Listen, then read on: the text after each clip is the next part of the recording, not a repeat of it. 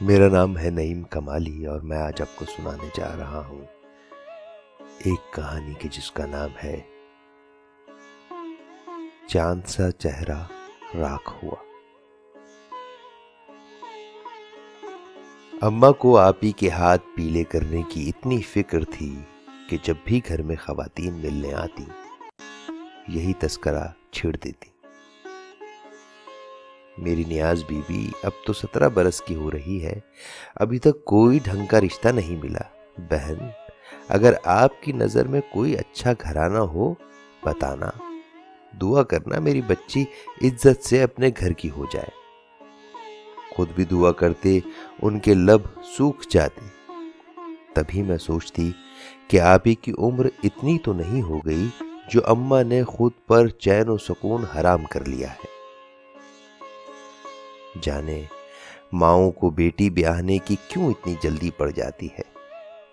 بیٹی بیچاری تو یوں بھی پرایا دھن کہلاتی ہے، آج نہیں تو کل اس کو بابل کے گھر سے چلے جانا ہی ہوتا ہے۔ بالآخر وہ دن بھی آ گیا جب آپی کے لیے ایک مناسب رشتہ آیا۔ بات چیت طے ہو گئی، تب ہی امی نے سکھ کا سانس لیا۔ جس دن نازو آپی کی شادی ہوئی وہی نہیں، ہم سبھی بہت خوش تھے، لیکن جب وہ رخصت ہو گئیں مجھ کو احساس ہوا کہ لڑکی کی شادی ہو جانا کوئی ایسی خوشی منانے والی بات بھی نہیں، وہ تو پرائی ہو گئی، پھر تو مہمانوں کی طرح کبھی کبھار آتی ہے۔ شادی کے بعد آپی واقعی پرائی ہو گئی۔ اب ان کو دولہا بھائی 15 روز بعد اتوار کے دن ہمارے گھر لاتے اور میں یہ دن انگلیوں پر گنتی تھی۔ وہ صرف دن کے دن رہتی تھی، دولہا بھائی شام سے ہی لینے آ جاتے۔ وہ ان کو رات کو رہنے نہیں دیتے تھے۔ جتنی دیر وہ ساتھ رہتی جی خوش رہتا، جو ہی جانے لگتی دل کا پھول مرجھا جاتا تھا۔ میں آپی کے گھر بہت کم جاتی، کبھی جاتی تو زیادہ دیر نہ ٹھہرتی۔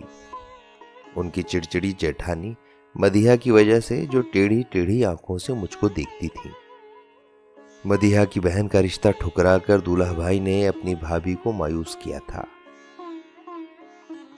آپی کی ان سے شادی قسمت میں لکھی تھی، لیکن اس عورت نے تو میری بہن سے اللہ واسطے کا بیر ڈال دیا تھا۔ مدیحہ کو یہی غصہ رہتا کہ اس کی بہن اس گھر کی بہو بن کر کیوں نہ آ سکی۔ جوں جوں دن گزرتے جاتے یہ غصہ کم ہونے کی بجائے بڑھتا جاتا تھا۔ بات بے بات کا وہ بتنگڑ بنا لیتی اور جھگڑا کرنے لگتی۔ ساس کو اس کی عادت کا علم تھا، تبھی وہ چھوٹی بہو کی طرفداری کرتی تھی جس پر مدیحہ کو سخت اہانت محسوس ہوتی۔ اللہ کی دین، آپی کو شادی کے سال بعد اس ذات پاک نے بیٹی جیسی نعمت سے نواز دیا۔ اشر کی پیدائش کے بعد آپی کے گھر خوشیاں ٹوٹ کر برسی۔ ساس ان پر واری صدقے جا رہی تھی اور شوہر بیوی اور نومولود بچے کے گرد پروانے کی مانند گھوم رہے تھے۔ ننھے اشر کی وجہ سے وہ سسرال میں یوں جگمگا اٹھی تھیں جیسے ان کے گھر کا چاند ہو۔ جس خوشی کے لیے آپی کے ساس سسر ترس رہے تھے، وہ خوشی نیاز آپی سے ان کو ملی تھی۔ دولہا بھائی کے بڑے تینوں بھائی بے اولاد تھے، 2 لاہور میں رہتے تھے اور تیسرا بھائی دبئی ہوتا، تبھی اس کی بیوی ساس سسر کے پاس رہتی تھی۔ اشر کی پیدائش پر انہوں نے پوتے کی خوشی میں دل کھول کر خیرات کی کہ مدتوں بعد یہ ان کی مسرتوں کا پیام بنا تھا۔ دادا دادی نے عقیقے اور رت جگہ پر اس قدر خرچہ کیا کہ سارا شہر دنگ رہ گیا۔ آپی پر خدا کی رحمتوں کی برسات ہو رہی تھی اور ادھر جیٹھانی کے دل پر وحشت برس رہی تھی۔ اب تو وہ گھر میں ایک بجھے ہوئے دیے کی مانند تھی، کوئی اس کی جانب توجہ بھی نہ کرتا تھا۔ اس بات نے मदीहा को जलाकर राख कर दिया था। गोया आप ही की वजह से उसकी घर में अहमियत बाकी ना रही थी। वक्त गुजरने का एहसास भी ना हुआ और अशर साल भर का हो गया।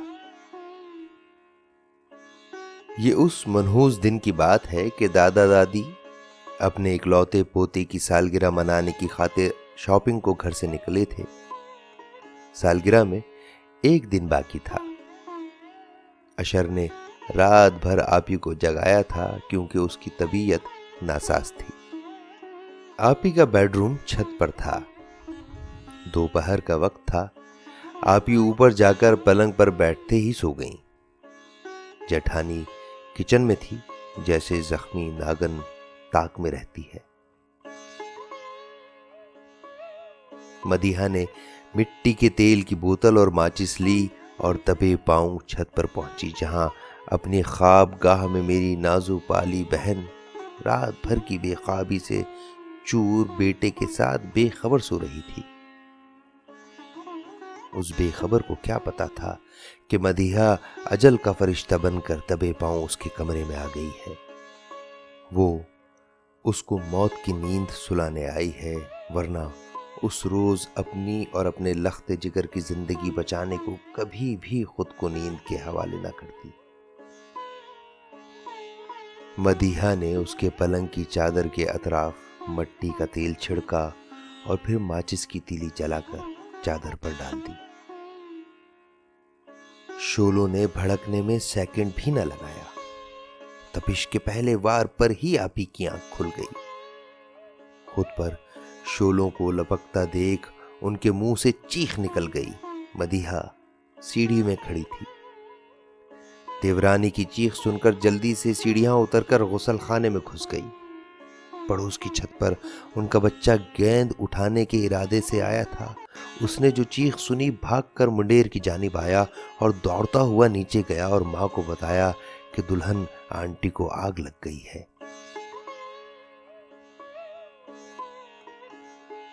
पड़ोस से उनकी मुलाजिमा छत पर दौड़ी आई। मुंडेर से छत पर पहुंची। उसने देखा कि आपी के कपड़ों में आग लगी हुई थी। उन्होंने अपने बच्चे को उठाकर पलंग से दूर फेंक दिया था। बच्चा फर्श पर गिरा हुआ था। मुलाजिमा ने जान पर खेलकर बच्चे को उठा लिया और कमरे से बाहर ले आई। उसके पीछे आपी कमरे से निकली। तब तक उनके कपड़ों को आग ने लपेट में ले लिया था। कपड़ों में हवा लगने से आग भड़ककर ज्यादा हो गई, फिर भी आपी ने हिम्मत न हारी। ममता की मारी मां मुलाजिमा के पीछे भागी तो मगर सीढ़ियों तक आते गिर गई। मुलाजिमा के बाद टोनी के बताने पर उसकी वालिदा और चच्ची भी भागती हुई आ गईं। उन्होंने जोर जोर से दर बजाया। मुलाजिमा जिसके बाजू में बच्चा था, उसने सहन अबूर करके आपी के घर का दर खोला। ये खवातीन ऊपर गईं जहां सीढ़ी के पास मेरी बहन जले हुए कपड़ों में पड़ी थी। वो 80% जल चुकी थी। टोनी ने यह भी देखा था कि जब मदीहा सीढ़ियां उतर रही थी, उसके हाथ में बोतल और माचिस थी। तभी वो तेजी से नहाने के बहाने गुसल खाने में घुस गई थी। अभी ये लोग घर में मौजूद थे कि आपी के सास ससुर आ गए। मुलाजिमा ने सारा माजरा बयान किया। दादी ने पोते को उसके बाजुओं से ले लिया। बच्चा चोट लगने की वजह से बेहोश हो गया था। गालिबन सर में चोट आई थी। सास ससुर ऊपर गए। बहू बेहोश पड़ी थी। उसने कोई बयान ना दिया। उसकी जबान को शोलों की तपिश ने चाट लिया था। अल्फाज और ख्यालात तक जलकर खाकस्तर हो गए थे। वो चांद सा चेहरा और संदल सा बदन राख में बदल गया था। आपी को नीचे लाए। वो होश में आई और ना ही उन्होंने कुछ बयान दिया। बच्चे को अस्पताल ले जाया गया। उसकी जान बच गई, मगर मां हमेशा के लिए उससे बिछड़ गई। कहते हैं जालिम को जुल्म की सजा जरूर मिलती है और हर एक को اس کے کیے کی سزا بھگتنی پڑتی ہے۔ نہ جانے کون سی دنیا میں۔ میری بیچاری بے قصور بہن کے معاملے میں تو ایسا نہیں ہو سکا۔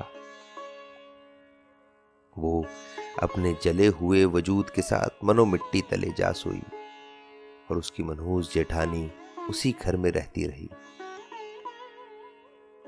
ملازمہ کو ڈرا کر آپی کے جیٹھ نے کافی موٹی رقم دے کر اس کا منہ بند کرا دیا۔ ٹونی تو بچہ تھا، اس کے والدین نے اس کو بھی سختی سے تاکید کر دی کہ تم نے اس بارے میں ایک لفظ نہیں بولنا، ورنہ پولیس ہم سب کو پڑوسن کو جلانے کے الزام پہ پکڑ کر لے جائے گی اور جیل میں بند کر دے گی۔ اچھا ہے کہ ہم اس معاملے سے دور رہیں۔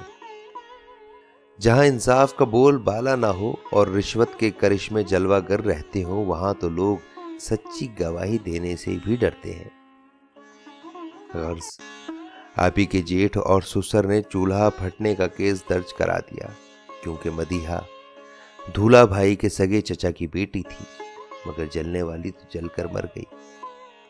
وہ کب واپس آ سکتی تھی؟ اور کون عینی شاہد تھا جو اس کے حق میں گواہی دیتا؟ ایک محبت کرنے والا شوہر غمزدہ تھا، مگر وہ تو حادثے کے وقت پردیس میں تھا۔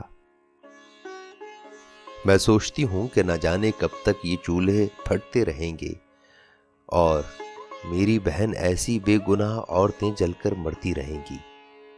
اف، یہ شرفا کے گھرانے جو اپنی عزت رکھنے کو تھانے کچہری سے دور بھاگتے ہیں، پھر کہہ دیتے ہیں کہ جلنے والی تو جل کر مر گئی۔